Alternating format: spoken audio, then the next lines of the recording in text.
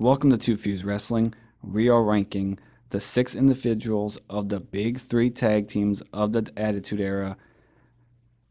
Now think about how those names popped up in your head when you saw the thumbnail or you heard me say the big 3 tag teams of the Attitude Era. The Dudley Boys, the Hardy Boys, and Edge and Christian.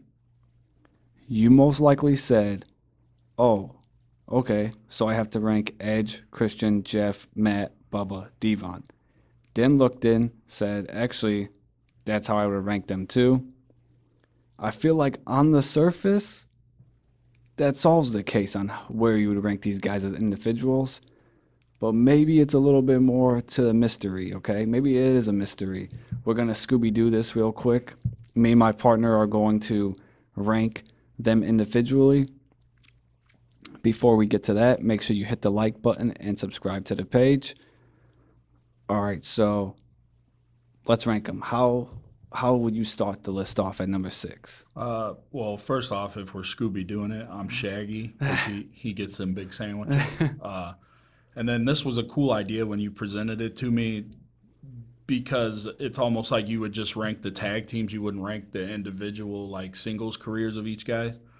So I thought this was a fun episode. You know, these are 3 iconic teams that changed tag team wrestling forever, but looking at their singles career was kind of a cool aspect. And you brought up to me before here that it's almost the 25th anniversary for Yeah, it, for TLC. Yeah, the first like actual TLC was SummerSlam 2000, so we're coming up almost on 25 years, which is crazy. It's also crazy that these guys are still walking around. But for number 6, as a singles star, I had to go Devon. I think Devon is a bona fide legend with his being a part of the Dudley Boys, but unfortunately, I don't think there's a lot to look at as a single star. I know he held a singles title in TNA for a little bit. I believe it was like the TV title or something along those lines. The Legends title. Yeah, but I mean, there was nothing like meaningful or anything like that. So unfortunately for Devon, I got him number 6. That's why I had him at number 6 as well. All I remember as a single star, and I actually asked you if he gets any credit for it, he did have the little thing with Bautista. Yeah. And he had, I think he might have won the Legends title when he was feuding with the Pope, Elijah Burke, D'Angelo, De Niro. and TNA. I love that guy. So, like, he does get props for working with him. It's just, realistically, he did obviously the least out of these 6 guys in a singles run. Number 5? For number 5, I'm going with his tag partner, Bubba Ray Dudley. Again, his legacy is going to be the Dudley Boys tag team. There's really nothing memorable from his singles run. I did like the Bully Ray gimmick in TNA. He did win the TNA World title, but that was during like the Aces and Eights thing, which I feel like kind of fell flat. And but he edges out Devon here because during that angle, he did marry the daughter of the GOAT, Hulk Hogan. So that's a bonus for Bubba. I also have Bubba at number 5 because he actually did do some singles stuff, unlike Devon per se. I mean, he did win a world title that is meaningful. But, I mean, when they were in a tag team, I actually like Devon more. So if it wasn't for him, his singles run in TNA, I probably would have actually had Devon ahead of Bubba. All right, so number 4. Number 4, I have Matt Hardy. You know, the broken Matt character helped TNA tremendously during a low period for the company. I think his highlight as a single star, though, was his feud with MVP. That had a lot of cool aspects, not just wrestling matches, but they had those challenges like beer drinking, boxing, basketball. And also I enjoyed his 2009 feud with Jeff. I thought they had a cool little Extreme Rules match at Mania that year. They had a good I Quit match. So I thought that their feud ended up being better than a lot of people thought. I have Matt Hardy at number 4 as well. You mentioned the Broken Universe, and I give him credit for that because I feel like in a way he pushed the cinematic element into wrestling. But for his feuds, the Edge feud was pretty cool. The MVP feud I loved. but I also feel like the crowd was very flat for Hardy during that feud, and I think it was just I don't want to call him a jobber, but I think the feud was just to highlight MVP. Yeah. So compared to the other three that we're gonna have on the top of the list, it's like he's not comparable, but again, he also is ahead of Bubba and Devon. So number three. Uh, Coming in at number three for me, I have Jeff Hardy. Um, he could have been one of the biggest stars of all time. I feel like his demons really held him back. Still multiple time world champion. I enjoyed some of the singles matches he had that popped out were with Triple H, the ladder match on Raw with Undertaker, Randy Orton, CM Punk. And I mean, the guy's got a highlight reel of crazy moments and spots. But like I said, his demons kind of held him back a little bit for me. All right, I told you guys we were gonna get to the bottom of this mystery. Number three is Edge. So look, all right. At first, you scoff. My partner's laughing. He's great for sure. I agree on that. But at times, he did feel very plug and play, where it was like, hey, we just need a generic heel, go out there, do some generic shit, and we know we can trust you to work it. His rated R gimmick obviously was amazing, but before that, he felt blah. After that, he had an amazing, what was it, 2007 was when Uh, he beat Cena for the title. 2006, he Two- won the title the first time. Okay, so amazing. He killed it for sure. But after that, it was like they just knew that he could plug and play. And it was And like his AEW run, his return to WWE, it was, it wasn't Christian or Jeff Hardy to me as we will go forward. Number two. Coming in at number two, I got Christian. The reason he jumps Jeff Hardy for me is a lot of it is his work in TNA and AEW. We talked before. I think that him going to TNA was a huge moment and really kind of put them on the map. Um, I loved his world title matches with Randy Orton in 2011. Those matches are like very underrated. If it wasn't for the Summer of Punk that year, I feel like they would give more credit. I loved his singles matches with Abyss when he first got to TNA, Kurt Angle in TNA. When he jumped to AEW, his world title matches with Kenny Omega, and then the TNA world title feud with Josh Alexander, all put him at number two for me. So I put him as number two as well. The reason I have him ahead of Edge is because the TNA stuff was great, the Instant Classic, Christian Coalition. I also think he slept on a little bit in the way that stuff with Jericho and Trish Stratus was good. Yeah. So it's like a lot of people like, oh, Edge was getting pushed, he was killing it. It was like I almost think that Christian had a better mid card run before main event than Edge. I I didn't watch it, but I know a lot of people love his Randy Orton feud. People said that was a classic. The other reason I put him number two ahead of Edge is this AEW run right now.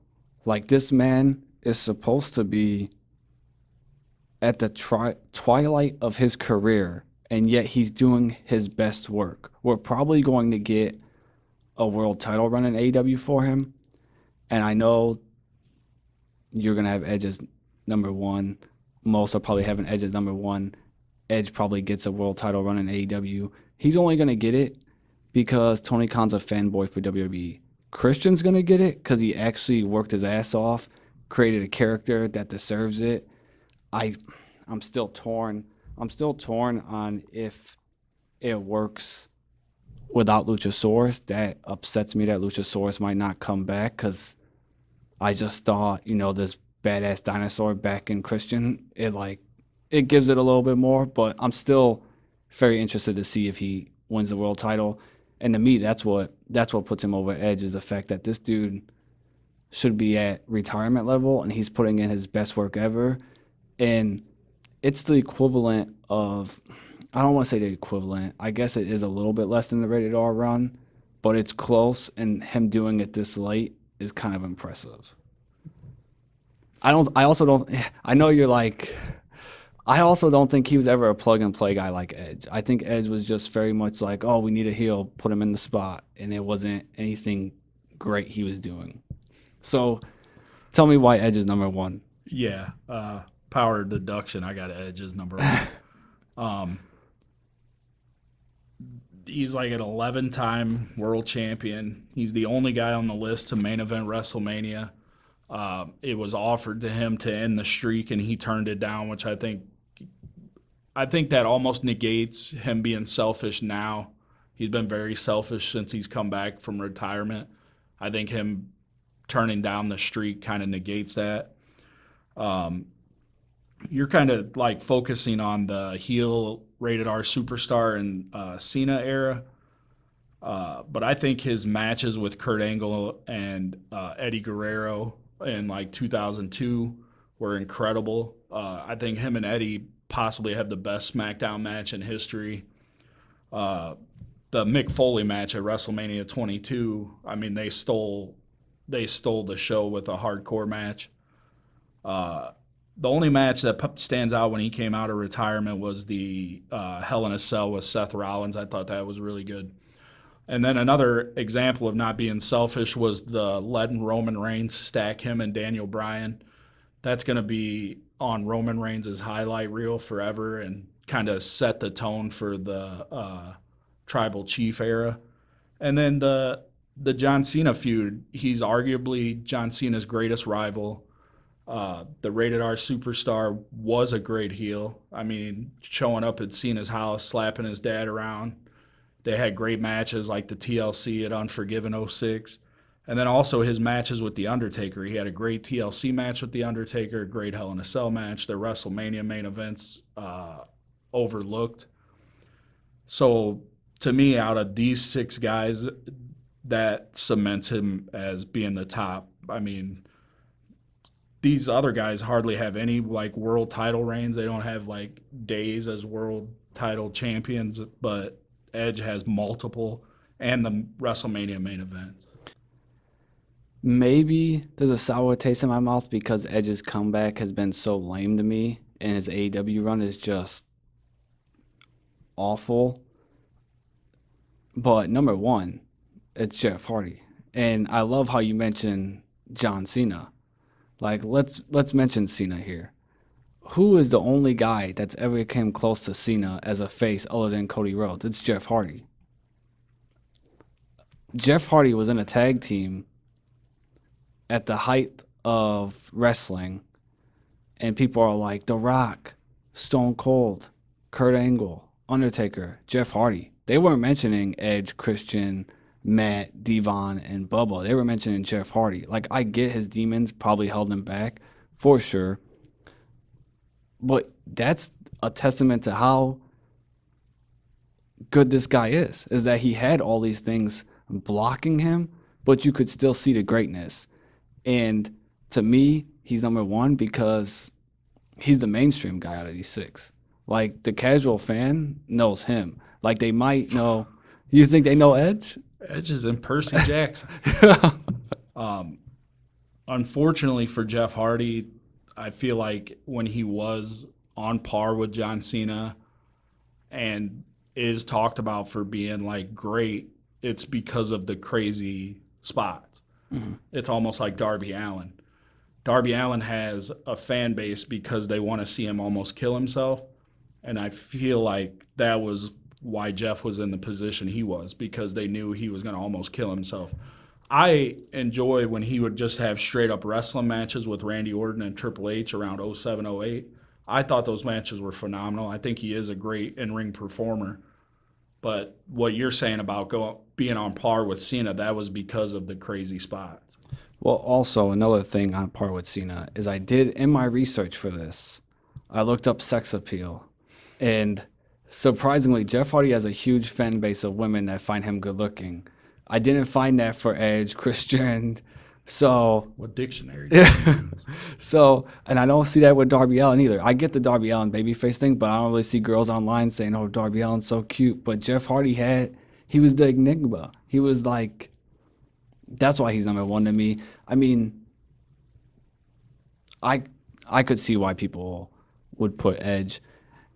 That's what brings me to the last question for the video, though, is when we said these names, and most people are gonna say it in that order and give it in the order that you gave it in. That also reminds me of the tag team. So it's like they mention Edge Christian, then Jeff Matt, then the Dudley Boys. Is that how you'd rank the tag teams too? Edge Christian one, Hardy Boys. No. No, I think the Dudley boys are above Edge and Christian and the Hardys. I would go in reverse order. I would go Dudley boys, Hardy boys, Edge and Christian.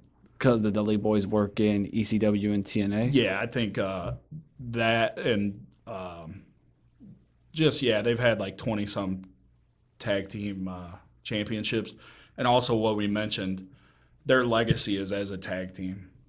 People, if you ask people 20 years from now about Edge, are they gonna first go to Edge and Christian, or are they gonna go to the feud with Cena or someone else? And same with Jeff Hardy. Like you bring up Jeff Hardy 20 years down the road, they're not going to just mention the Hardy Boys right off the top. They're going to think of something else in his singles career. The Dudleys, you mentioned Bubba Ray Dudley, Devon, you're going to be like, oh yeah, the Dudley Boys. You're going to remember them as a tag team. So that's why I would have had them as the best tag team out of the three. So in the comments, rank these six individuals. Do you agree with my partner or with me? Is Jeff the best or is Edge the best? Or do you have Devon number Yeah. one?